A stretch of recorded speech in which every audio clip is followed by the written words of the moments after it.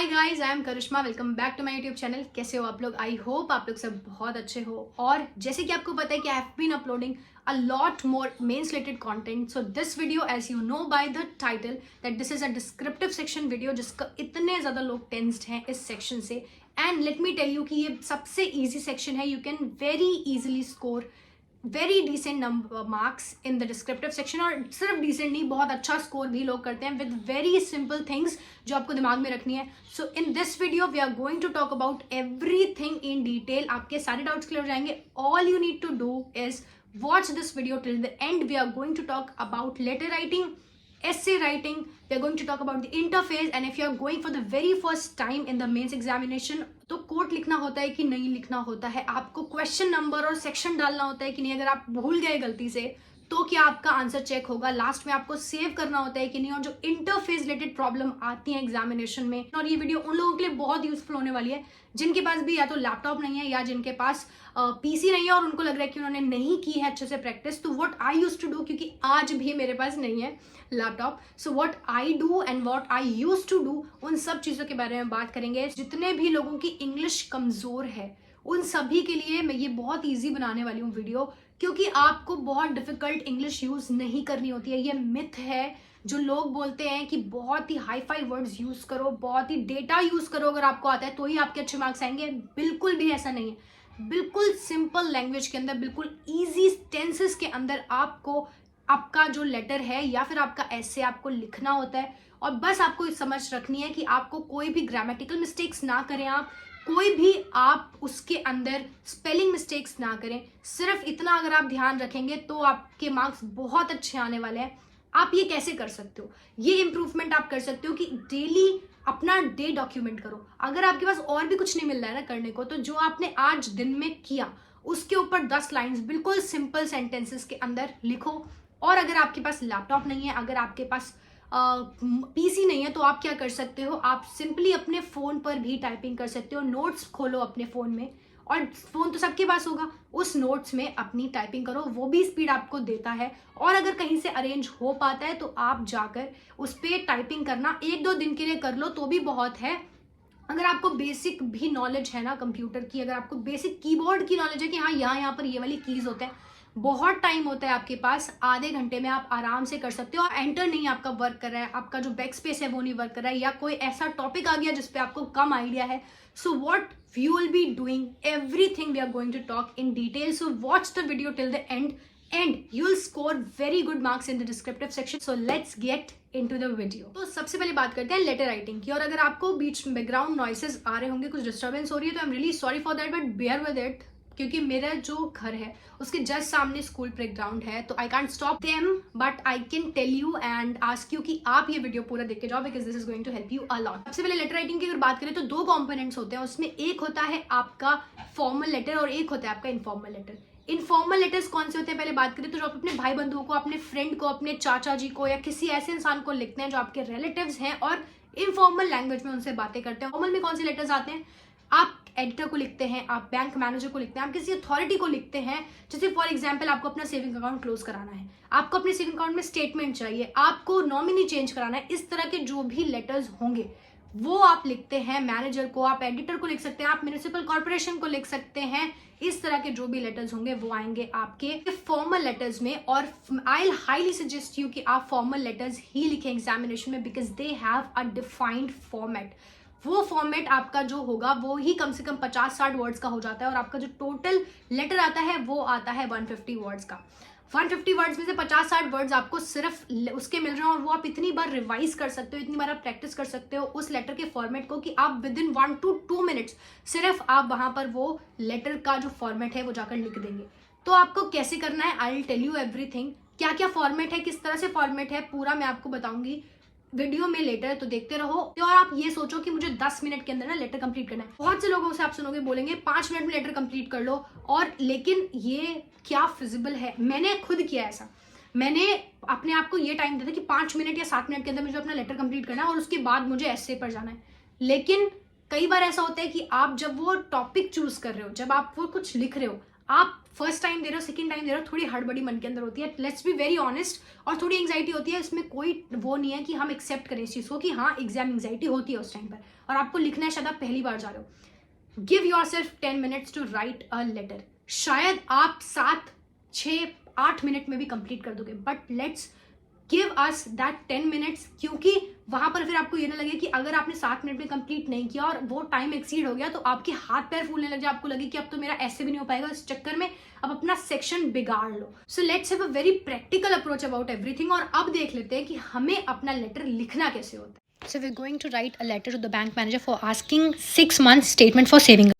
So as I told कि मेरे पास laptop तो है नहीं, ना मेरे पास पीसी है, तो मैं अपने जॉब आवर्स ख़त्म होने के बाद फिर मैं वहाँ बैठ के ये लिख रही थी आप लोगों के लिए, ताकि आई कैन शो यू कि कैसे लिखना होता है। सबसे पहले हम लिखते हैं अपना एड्रेस, जो सेंडर है उसका एड्रेस हम लिखते हैं, उसके बाद हम डेट डालते हैं। जैसे मैं कल लिख रही थी तो कल थी 7 नवंबर, मैंने वो लिखा।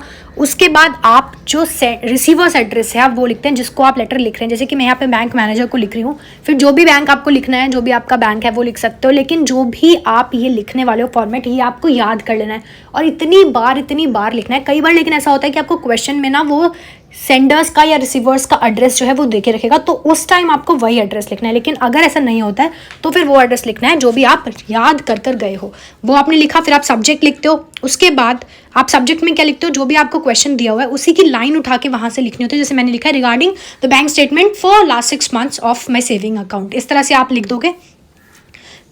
ये आपने लिख दिया अकाउंट के लिए, और बीच में आपकी कुछ गलतियां भी होंगी, तो ठीक है, उन गलतियों से नहीं डरना है, फटाफट से जस्ट बैक स्पेस करो, लिखो, क्योंकि ऐसा होता है जल्दी जल्दी में। और मैं ये एक हाथ से टाइप कर रही हूँ, यू कैन सी कि एक हाथ में मैंने फ़ोन पकड़ा हुआ है और अपने राइट हैंड से मैं इसको एक हाथ से टाइप कर रही हूँ, ठीक है। उसके बाद आपने यहाँ पे डियर सर वगैरह लिख दिया, और नीचे जो मैं लाइन लिख रही हूँ ना, your promptness in this regard will be highly appreciated, ये आप हमेशा लिख सकते हो। Thank you for your services, या किसी को भी आप लिख सकते हो। तो ये इस तरह की कुछ लाइंस हैं। फिर आप योर सिंसियरली लिखोगे, ओबीडियंटली मत लिखना, क्योंकि ओबीडियंटली बहुत बड़े लोग ऐसा करते हैं, स्पेलिंग मिस्टेक करते हैं। अगर आप लिख रहे हो ना, इतना याद करके जाओ कि आप फिर आप स्पेलिंग मिस्टेक्स ना करो। तो ये सारे आप वर्ड्स हो गए आपके, आप यहाँ पर देखोगे तो 52 वर्ड्स के अराउंड आपके यहाँ पे बन जाते हैं। तो 52 वर्ड्स तो ऐसे ही हो गए, और बाकी आपको अब अपने 100 वर्ड्स लिखने हैं, वो आप अपनी बॉडी में लिख दोगे, जो भी आपकी बॉडी है उतना लिख दोगे, वो आपके लिए इनफ होगा, ठीक है। तो इस तरह से आप जो आपका स्ट्रक्चर है ऐसे याद रखोगे, और फॉर्मल लेटर ही लिखोगे आप जब भी आपके एग्जामिनेशन में आएगा। That will be more easy, और आपको मार्क्स भी अच्छे मिलते हैं जब आप फॉर्मल लेटर लिखते हो, क्योंकि उसमें प्रिस्क्राइब्ड एक फॉर्मेट है, फॉर्मेट के नंबर होते हैं, और आपको वर्ड्स एक्सीड नहीं करने। That is what I have told you. So before we start to talk about ऐसे, ये देखो टेक्स्ट बुक का एक सेल है 8 to 10 सिलेक्शन विजयरथ, जहाँ पर आपको 270 में yearly text book pass and just ₹450 में आपको मिलेगा लाइफ टाइम टेक्स्ट बुक पास, अगर आप यूज़ करते हो KS which is my code. और आपको डिस्क्रिप्टिव ही नहीं, आपको और सेक्शंस भी पढ़ने हैं when you are talking about the mains, तो ये जाके चेकआउट कर लो एंड बाय फॉर योरसेल्फ। अब चलो बात करते हैं ऐसे की। अब बात करते हैं ऐसे राइटिंग की, जिससे सब लोग डरते हैं। लेटर तो सबको लगता है कि हाँ हम स्कूल से लिख रहे हैं, बहुत बार हमने लिखा है और फॉर्मेट है हमारे पास, हम जैसा भी लेटर आएगा 5-6 लाइन तो अपनी तरफ से ऐड करके बना देंगे। लेकिन ऐसे में क्या करेंगे, आपको ये समझना है कि ऐसे में कोई ऐसे तोप आपके टॉपिक्स नहीं आते हैं। बिल्कुल सिंपल, या तो जो अभी रिसेंट में चल रहा है वैसे आएंगे, या फिर बिल्कुल जो यूनिवर्सल कुछ ऐसे टॉपिक्स होते हैं ना, जैसे कि आपका अभी आप रिसेंट में मानो, तो जो मैं आपको एक फॉर्मेट दिखाने वाली हूँ, जो मैं आपको एक दिखाने वाली हूँ कि मैंने किस टॉपिक सोचा, जो सबसे पहले मेरे दिमाग में आया, because I am living in Delhi, और दिल्ली NCR के जितने भी लोग हैं अभी उनको पता है कि सबसे ज़्यादा दिल्ली में क्या चल रहा है। तो दिल्ली में चल रहा है फॉग। जोक्स अपार्ट, दिल्ली में बहुत ज़्यादा आपको पता है पोल्यूशन की प्रॉब्लम हो रही है, हर जगह छप रहा है, न्यूज़पेपर्स में छप रहा है, आप देख रहे हो कि रोज़ न्यूज़ आ रही है। तो उस चीज़ के ऊपर मैंने सोचा कि हाँ सबसे इंपॉर्टेंट जो मेरे दिमाग में आता है वो ये आता है। अभी और चीज़ें क्या हो रही हैं आपको पता है, वो रिसेंट वाली, जैसे कि जब कोविड का टाइम था, जब मैं एग्जामिनेशन दे रही थी, that was a Covid year. तो उस टाइम पे ज़्यादातर चीज़ें हमारे दिमाग में क्या आ रही थी, कोविड की सारी चीज़ें आ रही थी, इकोनॉमी कैसे रिकवर कर रही है उससे आ रहा था, फार्मर्स प्रोटेस्ट चल रहे थे तो उस पर हमें दिमाग में आ रहा था, crypto currency is always in the news, ठीक है, digital currency is in the news, तो वो हमेशा एक इंपॉर्टेंट टॉपिक रहता है। बाकी जो बिल्कुल सिंपल टॉपिक्स होते हैं ना, पोल्यूशन होता है, वाटर रिलेटेड क्राइसिस होता है, या इस तरह की कोई भी छोटी मोटी चीज़ें, जैसे कि एक बार मुझे याद है कि वर्क फ्रॉम होम पे एक वो आ गया था बिल्कुल सिंपल लिखने के लिए, तो बहुत सिंपल आता है what you need to do. जैसे ही आपके पास खुलता है, सबसे पहली बात तो ये कि आप ऐसे के लिए क्या करोगे, कुछ 10-12 ना बिल्कुल सिंपल से कोटेशंस आप नेट पे सर्च करो और उनको याद कर लो। एजुकेशन के ऊपर याद कर लो, आप एक पोल्यूशन के ऊपर याद कर लो, एनवायरनमेंट के ऊपर याद कर लो, एक वाटर के ऊपर याद कर लो, और कुछ सिंपल सिंपल से जैसे कि नॉर्मल मोटिवेशनल कंटेंट्स जो कोटेशंस होती हैं वो याद कर लो, पेपर पे लिखो, उनको याद कर लो। जरूरी नहीं है कि आप कोटेशन लिखोगे तो ही आपका जो एसे है वो अच्छा दिखेगा, ऐसा बिल्कुल नहीं है। बस ये होता है कि आपके पास जो वर्ड्स हैं वो बढ़ जाते हैं लिखने के लिए, कंटेंट आपको थोड़ा कम सोचना पड़ता है। और जैसे ही आप लेटर का चूज करते हो आप अपना कि हाँ मुझे ये वाला लेटर लिखना है, सबसे पहले तो क्या काम करो वरना हम भूल जाते हैं, अपना क्वेश्चन नंबर डालो, ऑप्शन नंबर डालो और रुक जाओ भाई। उसके बाद आप फटाफट 2 मिनट्स लेकर उसके पॉइंट्स लिखो। ऐसे नहीं आप पूरा वो सोचोगे कि हाँ मुझे ये लिखना है, खाली पॉइंट्स में लिखो। जैसे एजुकेशन के ऊपर आ गया तो सबसे पहले आप इंट्रोडक्शन में आपको जैसे कोई कोटेशन पता है तो फटाफट से वो कोटेशन दिमाग लगा लो, हाँ कोटेशन लिखना है। फिर इंट्रोडक्शन कैसे करना है वो इंट्रोडक्शन लिख लो। उसके बाद आप लिखो कि आपने अभी क्या क्या पढ़ा है रिसेंटली, जैसे कि एक न्यू एजुकेशन पॉलिसी आई है, उस एजुकेशन पॉलिसी के 2-3 दिमाग में पॉइंट्स याद कर लो।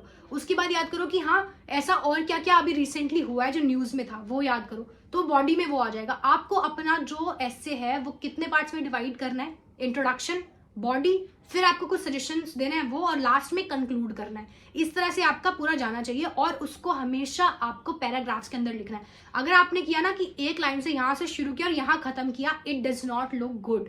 आई एम टेलिंग यू, जितना ज्यादा आप पैराग्राफ्स के अंदर लिखते हो, जितने छोटे छोटे पैराग्राफ्स आप बनाते हो, it looks more convincing, it looks nice, और उस नंबर पे उसी आधार पे जो है आपको आपके मार्क्स मिलते हैं। तो आप ये करोगे, सबसे पहले आपने पॉइंटर्स लिख लिए, now you will start with the essay. लेकिन एक चीज याद रखनी है लेटर के अंदर भी और ऐसे के अंदर भी कि कभी भी आपको लिमिट एक्सीड नहीं करनी है। अब व्हेन आई एम सेइंग कि लिमिट एक्सीड नहीं करनी है वर्ड्स की, इट डजंट मीन कि आप ऐसे कि बिल्कुल अगर 200 दिया तो 200 ही लिखोगे। नहीं, 200 से 10 वर्ड्स कम भी हो सकता है, 200 से 10 वर्ड ज्यादा भी हो सकता है। मान लो आपने 210 215 दिए, लेकिन ऐसा नहीं कि 250 लिख दो, ये नहीं करना है। बेशक थोड़े बहुत कम रखो, हल्के फुल्के उसके बराबर में रखो, बट ज्यादा नहीं रखने। और बहुत से लोग इस चीज को भूल जाते हैं। एक हमारी प्रॉब्लम ये होती है कि हमें ये सारे जो टॉपिक्स हैं कहाँ से मिलेंगे। तो इस तरह की बहुत सारी पीडीएफ्स हैं जो ऑनलाइन मिल जाती हैं। मैं कुछ अपने टेलीग्राम चैनल पर शेयर कर दूंगी वो पीडीएफ्स, कुछ लिंक्स शेयर कर दूंगी, तो you can join the Telegram through the link in the description. वहां से जाके टेलीग्राम ज्वाइन करो and you will find all those PDFs. Otherwise you can Google पे बहुत ऐसे आप सिर्फ टाइप करते हो for SBI PO, for IBPS PO, mains, descriptive writing, बहुत सारे कंटेंट मिल जाता है। The only thing that is going to help you in the descriptive section is your practice, is your knowledge of simple grammar. Simple बिल्कुल easy languages के अंदर आपको अपना पैराग्राफ्स कंप्लीट करने हैं। सो जैसे मैं आप लोगों को बता रही थी, ये मैंने दिल्ली एयर पोल्यूशन पे लिखा है। तो सबसे पहले देखो मैंने क्या लिखा है, क्वेश्चन नंबर लिखा है, फिर यहाँ पे उसके बाद मैंने फिर कोटेशन लिखा, ठीक है। उसके बाद मैंने इंट्रो शुरू किया, है ना, और उसके बाद मैंने यहाँ पर आप देखोगे ना, मैंने जो इंट्रो में लिखा है पर्टिकुलेट मैटर और पीएम लिखा है, मतलब कि शॉर्ट फॉर्म। अब मैं आगे जब भी आगे कभी मैं पर्टिकुलेट मैटर की बात करूँगी ना, तो मैं पीएम उसको मेंशन कर सकती हूँ। उसके बाद फिर मुझे क्या करना है, उसके बाद मुझे बॉडी लिखनी है, जैसे 4-5-6 लाइन्स में कंप्लीट करूँ अपनी बॉडी। उसके बाद जाऊँगी मैं, अपना कोई सजेशंस होंगे, कोई सोल्यूशंस होंगे मेरे पास, तो मैं वो 2-3 लाइन में अपने वो कंप्लीट करूँगी, ठीक है। उसके बाद मैं लास्ट में कंक्लूजन लिखूँगी, कंक्लूजन पे खत्म करना है हमें। इस तरह से हमारी बॉडी होनी चाहिए। This is how you will be writing your एसे, ठीक है, इजी। अब कुछ इंपॉर्टेंट बातें जो सिर्फ जिसने एग्जामिनेशन दिया है वही समझ सकता है, वो क्या प्रॉब्लम्स आप फेस करते हो इंटरफेस में। देखो, जब आप वहां लिखने जाते हो ना, यहाँ पर मैंने आपको लेटर दिखाया, उसमें आपने देखा कितनी सारी स्पेसिंग थी। वहां पर ऐसा नहीं होता है। आप कोशिश करोगे, सबसे पहले आप अपना लिखोगे, इतनी छोटी सी स्क्रीन होती है, ठीक है। उसमें भी क्या होता है, आपको ऐसे स्क्रॉल करके देखना पड़ता है, क्योंकि आपके पास पूरी फुल लेंथ स्क्रीन नहीं होती है। आप ऐसे पहले उधर जाओगे, फिर आधा इधर जाओगे, उसमें आपका टाइम वेस्ट होता है। तो वो सब चीजें भी दिमाग में रखना। दूसरी एक चीज कि जब आप अपना लेटर लिख रहे होगे ना, स्पेसिंग बहुत कम होगी। आप स्पेस देने की कोशिश करोगे, बट एक स्पेस के बाद अगर आप एंटर दबाओगे वो काम नहीं करता है। दूसरी एक चीज कि अगर आपको एंटर अपना यूज करना है, और ये बहुत ध्यान से सुन लेना, तो इसको दोबारा एक बार एग्जाम से पहले ना दोबारा इस वीडियो को अभी कहीं सेव करके रखो और दोबारा इस वीडियो को जरूर देख के जाना, इस सेक्शन को स्पेसिफिकली, और बड़े ध्यान रखना, क्योंकि ये बहुत टाइम वेस्ट कराती है। और लोग बार बार इन्विजिलेटर्स को बुलाते हैं जाके फिर कि सर हमारा तो सिस्टम काम नहीं कर रहा, हमारा तो कीबोर्ड खराब है। कीबोर्ड खराब नहीं होता है।